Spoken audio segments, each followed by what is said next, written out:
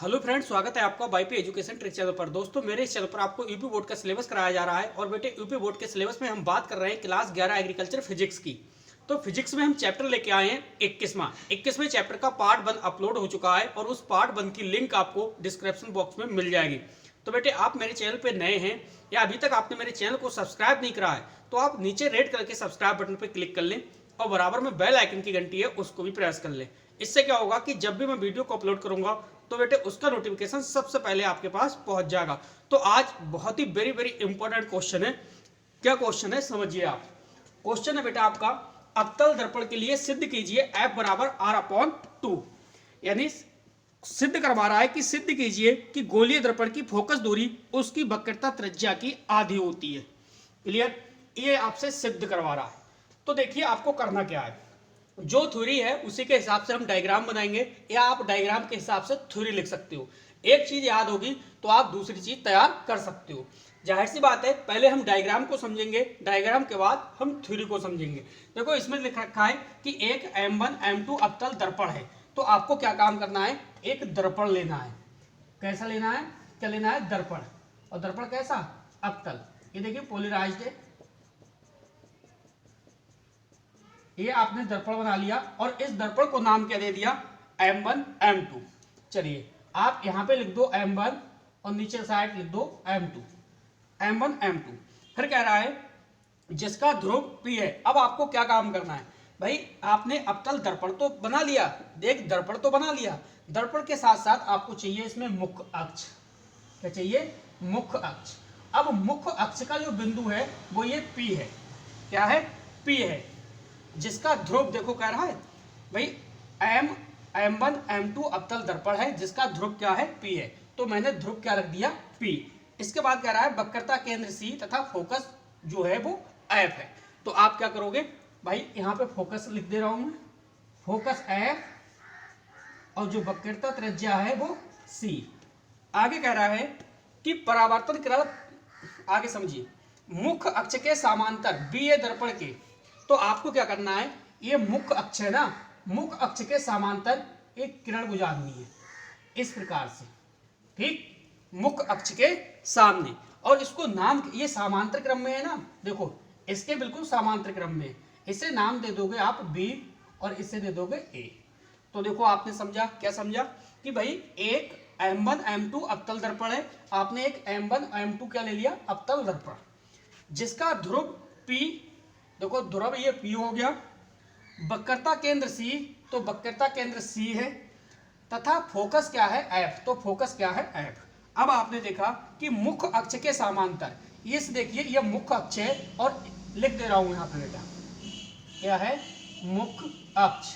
अब आप बता रहे हो कि मुख्य अक्ष के समांतर BA, ये देखिए BA बोलो चाहे AB बोलो, बात एक ही है, चाहे BA बोलो चाहे AB बोलो, वो दोनों की बात एक है। तो आपने बताया कि मुख्य अक्ष के समांतर BA, मुख्य अक्ष है, इसके समांतर क्या है, ये B और A। दर्पण के बिंदु A पर टकराती है। BA दर्पण के, ये देखिए B जो A रेखा है ये दर्पण है, ये दर्पण के किस बिंदु पर भाई, बिंदु A पर टकराती है। जब इस बिंदु A पे टकराएगी तो क्या होगा, इसमें देखिए ये प्रकाश की किरण है ना, ये जा रही है ना और सीधे बिंदु A पे टकरा रही है। और टकराने के बाद यही आपकी क्या है, आपतित किरण है। कौन सी किरण है, आपतित, एक मिनट, ये आपकी चलिए आपतित किरण है और दूसरी क्या है, परावर्तन किरण। ये हो जाएगी आपकी परावर्तन किरण। तो ये परावर्तन किरण देखिए जो आपकी सीधी आ रही है, ये मुख्य अक्ष के फोकस को काटती हुई, मुख्य अक्ष को काटती हुई आ रही है। जिस बिंदु पे ये काटती है तो उसी को हम क्या कह रहे हैं, फोकस बोलते हैं, F। चलिए समझिए, देखो आगे समझिए क्या कह रहा है, परावर्तन किरण फोकस F में से होकर गुजरती है। ये आपकी आपतित किरण है, ये आपकी क्या है, आपतित किरण।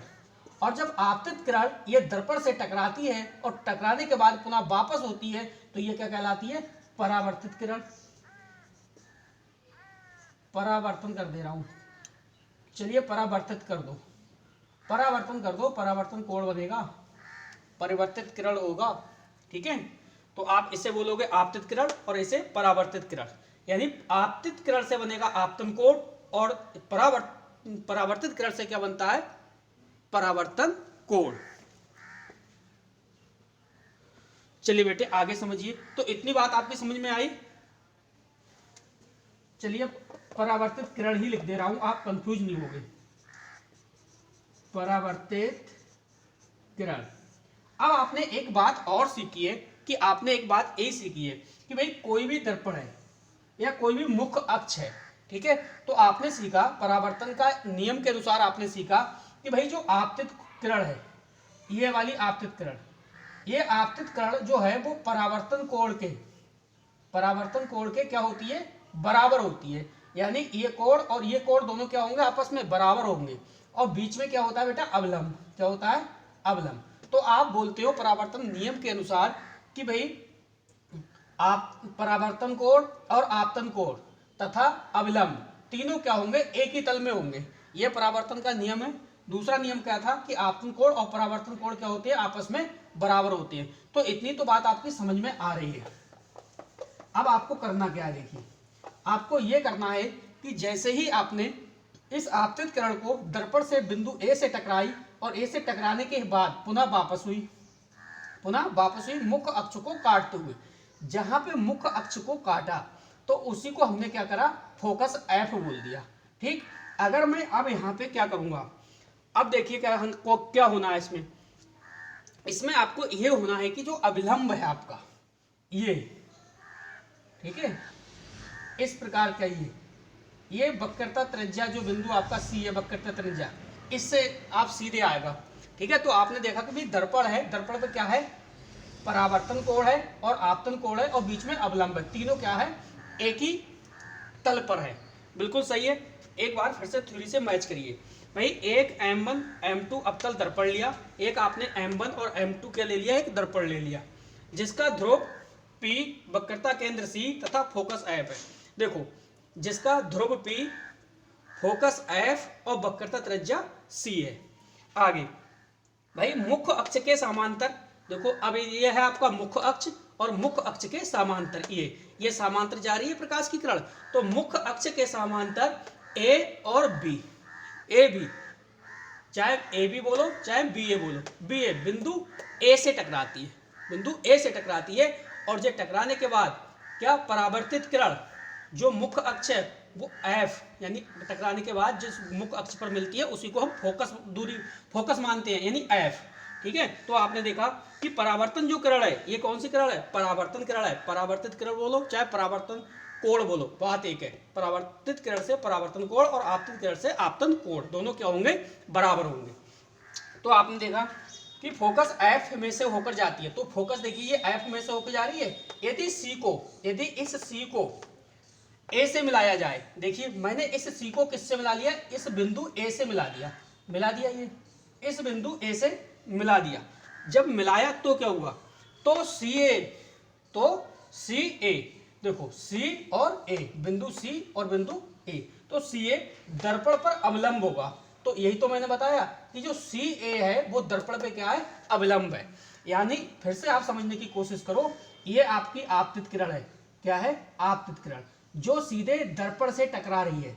ये दर्पण से टकरा गई, ये बिंदु A से टकराई और टकराने के बाद जब ये परावर्तित किरणें मुख्य अक्ष के फोकस को पार कर गई, ठीक, तो ये जो बीच में बिंदु से ये बीच में है, बीच में क्या पड़ा, ये क्या है, अविलंब है। आपको पता है परावर्तन कोण का नियम क्या है कि भाई आपतित किरण तथा परावर्तित किरण, आपतन कोण तथा परावर्तन कोण और अविलंब तीनों क्या होते हैं, एक ही तल में होते हैं। और आपतन कोण तथा परावर्तन कोण दोनों का मान क्या होता है, सदैव बराबर होता है। अब आगे समझिए बेटे, दर्पण पर अवलंब है, यहां तक आपकी समझ में आ गया, समझो।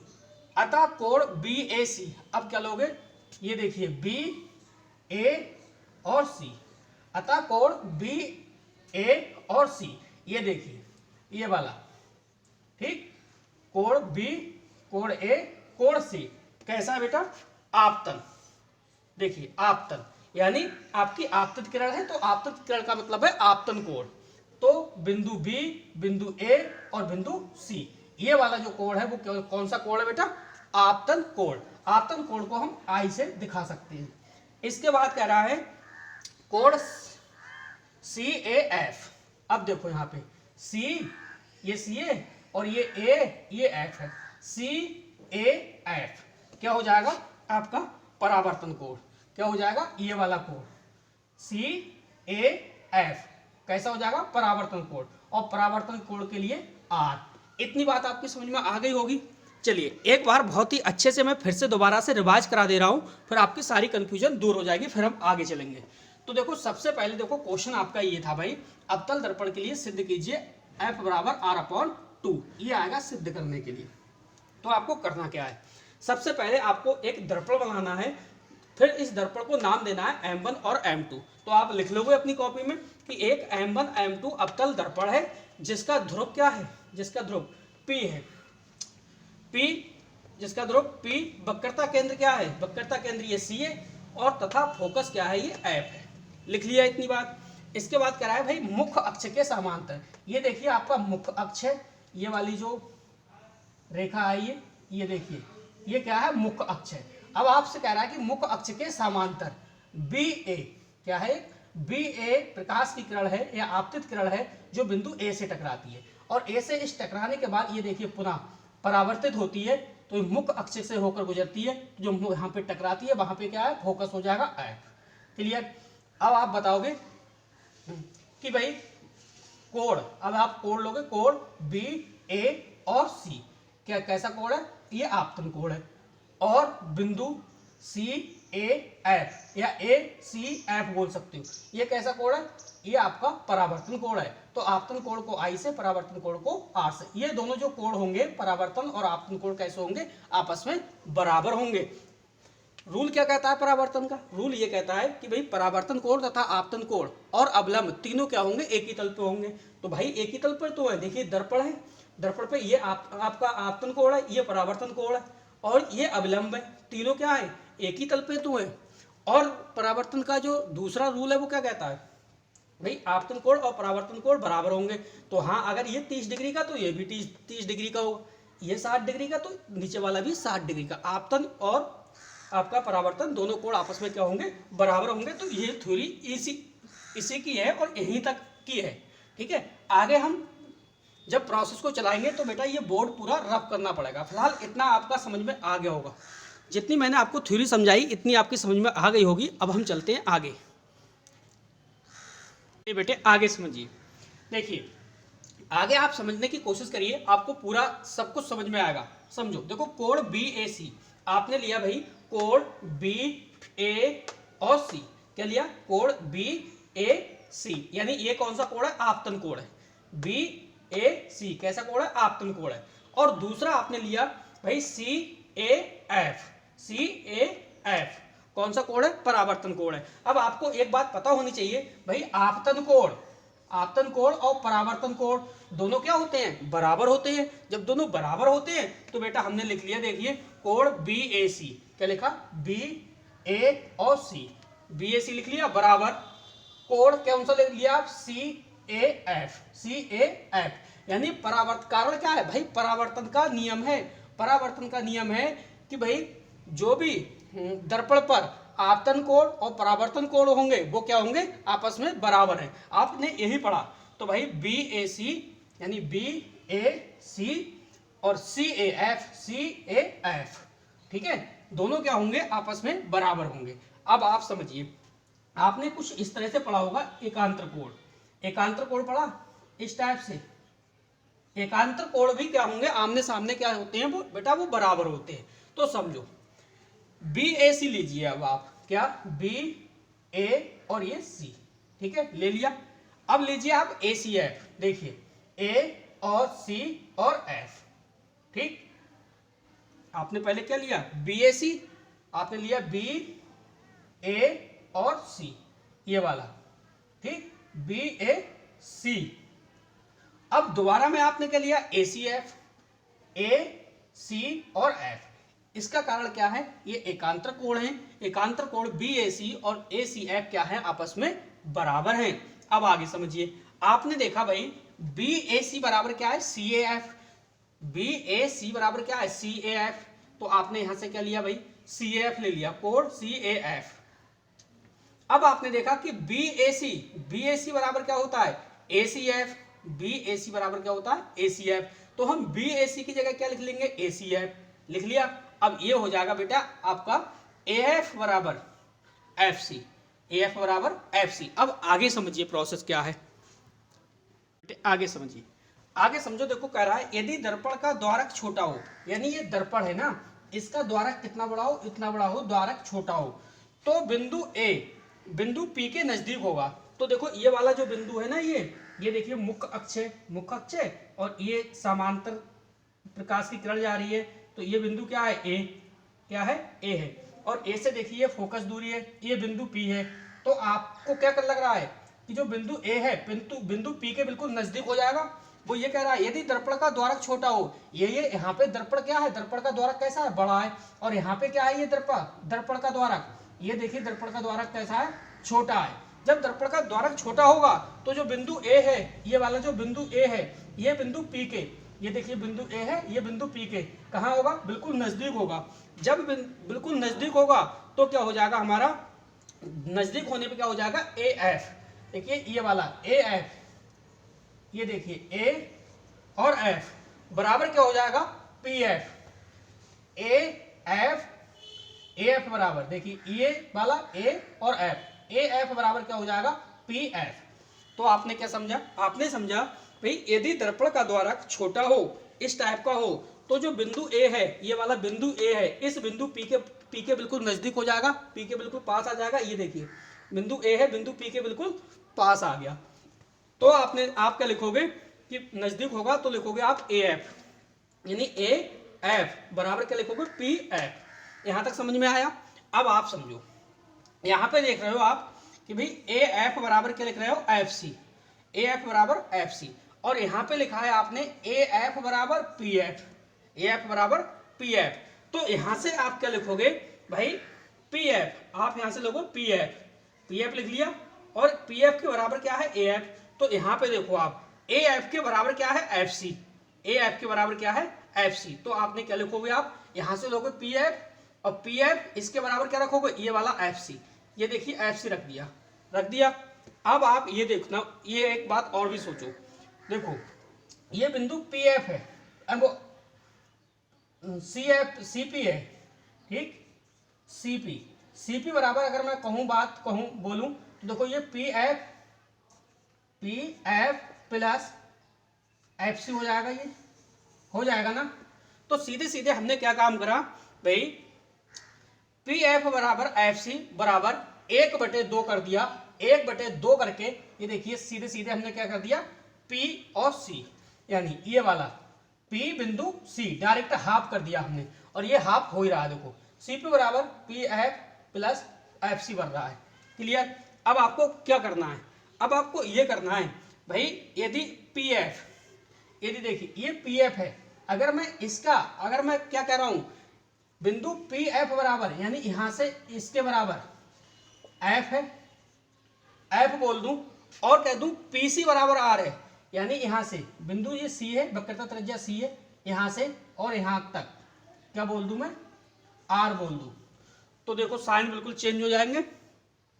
तो आप पी एफ बराबर क्या लिख सकते हो, एफ, पी एफ बराबर क्या लिख सकते हो, एफ, पी एफ बराबर क्या लिख सकते हो, एफ, और पीसी, ये जो वाली जो पीसी है इसके बराबर क्या लिख सकते हो, आर। तो आप चेक करिए, देखो पीएफ बराबर क्या लिख दिया हमने, एफ, ये देखिए पी और एफ, पीएफ बराबर क्या, एफ।